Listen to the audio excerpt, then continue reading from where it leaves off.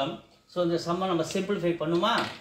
மேலே பாருங்கள், நியூமரேட்டரில் 1 2 3 3 டெசிமல் தள்ளி புள்ளி இருக்கு. கீழே டினாமினேட்டரில் பாருங்கள் 1 2 3 இங்கே புள்ளி 4 5. கீழே டினாமினேட்டர் மொத்தமாக 5 நம்பர் தள்ளி புள்ளி இருக்குது. அப்போ நம்ம என்ன பண்ணணும்? மேலேயும் கீழையும் 1 2 3 4 5. ஸோ 5 டெசிமலுக்காக 5 0 1 லேக். அதே 1 லேக்காக மேலே மல்டிப்ளை பண்ணுறோம். கவனிங்க, 1 2 3 4 5.